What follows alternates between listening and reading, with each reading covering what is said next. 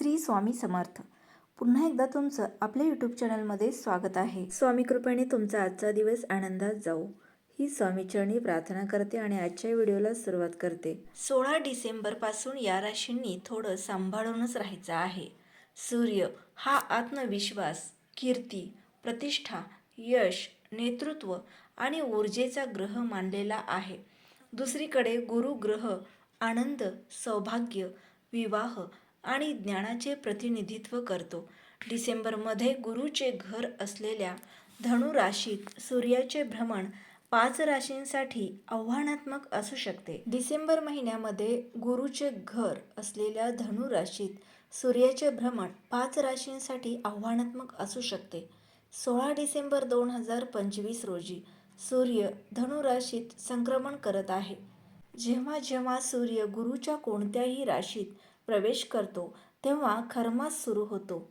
सूर्य आणि गुरु हे दोन्ही शक्तिशाली ग्रह असल्याने सूर्य गुरुच्या राशीत प्रवेश करतो तेव्हा त्यांची शक्ती कमी होते. म्हणून खरमास किंवा मलमास सूर्याच्या धनु आणि मीन राशीत राहण्यादरम्यान सुरू होतो आणि या काळात कोणतेही शुभ किंवा अशुभ कार्य केले जात नाही. 16 डिसेंबर 2025 रोजी पहाटे 4:27 सूर्य धनु राशीत प्रवेश करेल आणि 14 जानेवारी 2026 पर्यंत तिथेच राहील. हा महिना सर्व 12 राशींसाठी महत्त्वाचा असेल. काहींना फायदा होईल तर काहींना नुकसान होईल. खरमास दरम्यान कोणत्या 5 राशींना सावधगिरी बाळगण्याची आवश्यकता आहे ते आज आपण या व्हिडिओतून पाहणार आहोत. त्यापूर्वी चॅनेलवर नवीन असाल तर चॅनेलला सबस्क्राईब करा. पहिली रास आहे वृषभ. या काळात वृषभ राशींसाठी अडचणी वाढू शकतात. व्यावसायिकांना नुकसान होऊ शकते. या काळात कोणतेही नवीन करार न करणे किंवा जोखीम न घेणे चांगले आहे. नोकरी करणाऱ्यांनी सहकारी आणि वरिष्ठांशी समन्वय राखावा, अन्यथा त्यांना अडचणी येऊ शकतात. तुमच्या कामाच्या जबाबदाऱ्या वाढतील आणि कामाचा ताण पूर्वीपेक्षा जास्त असेल. तुम्हाला पदोन्नती किंवा बदली मिळण्यास विलंब होऊ शकतो. सतत प्रयत्न केल्यास वर्षाच्या मध्यापर्यंत सकारात्मक बदल दिसून येतील. अडकलेले प्रकल्प पुढे जातील. आपल्या आर्थिक बाबतीत थोडी काळजी घेणे आवश्यक आहे. खर्च वाढतील परंतु उत्पन्नातही सुधारणा होईल. पैसे उधार देणे किंवा मोठी गुंतवणूक करणे टाळणे अतिशय चांगले राहील. शनीच्या नकारात्मक प्रभावामुळे नात्यामध्ये गैरसमज निर्माण होऊ शकतात. कुटुंबातील एखाद्या सदस्याच्या आरोग्यासाठी खर्च होऊ शकतो. मानसिक ताण वाढू शकतो. निद्रानाश, डोकेदुखी किंवा थकवा यासारख्या किरकोळ समस्या तुम्हाला त्रास देऊ शकतात. यानंतरची रास आहे तूळ. तूळ राशीच्या लोकांनीही या महिन्यात सावधगिरी बाळगणे आवश्यक आहे. भावनांवर आधारित निर्णय घेणे टाळा. तुमच्या प्रेम जोडीदाराशी व्यवहार करताना विचारपूर्वक व्यवहार करा. मोठे गुंतवणूक निर्णय घेण्यासाठी हा चांगला काळ नाही. कामाच्या ठिकाणी तुम्हाला शिस्त पाळावी लागेल. संयम आणि चांगले शिष्टाचार तुमच्या ऑफिसमधील प्रतिष्ठेला निश्चित करतील.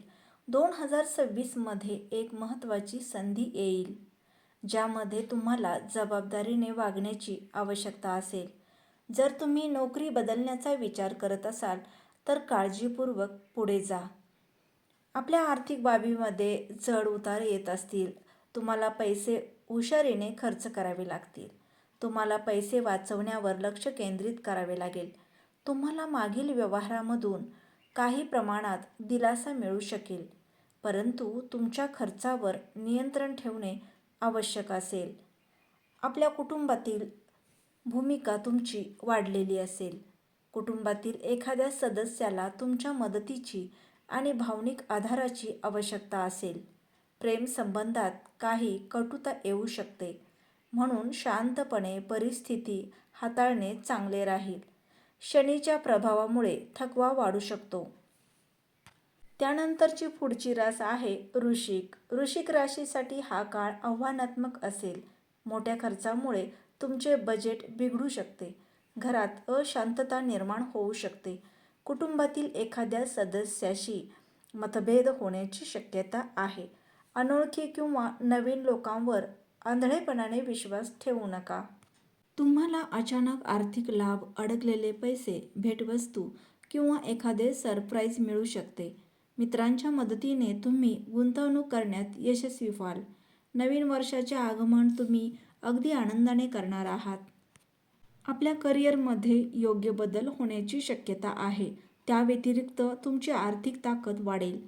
बचत व गुंतवणुकीवर लक्ष केंद्रित कराल. घरातही समृद्धी येईल. त्यामुळे कुटुंबासह नवीन वर्षाचा आनंद घ्याल आणि सहलीची योजना देखील आखू शकता. यानंतरची पुढची रास आहे मीन. मीन राशीच्या लोकांसाठी सूर्याचा मकर राशीतील गोचर अत्यंत लाभदायक ठरण्याची शक्यता आहे.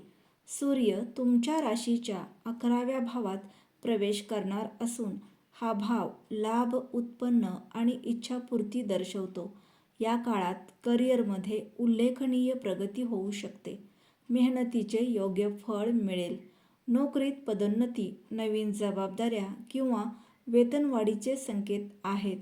कार्यस्थळी प्रतिष्ठा वाढेल आणि वरिष्ठांकडून कौतुक मिळू शकते. मीन राशीच्या लोकांना आरोग्याच्या समस्या येऊ शकतात. थकवा आणि रक्तदाब ही चिंताजनक बाब असू शकते, म्हणून स्वतःची काळजी घ्या. तुमच्या प्रियकर किंवा जीवनसाथीशी वाद टाळा. स्वामी भक्तांनो, आजचा व्हिडिओ आवडल्यास लाईक करा, शेअर करा. पुन्हा भेटूयात अशाच एका नवीन व्हिडिओसोबत. तोपर्यंत श्री स्वामी समर्थ.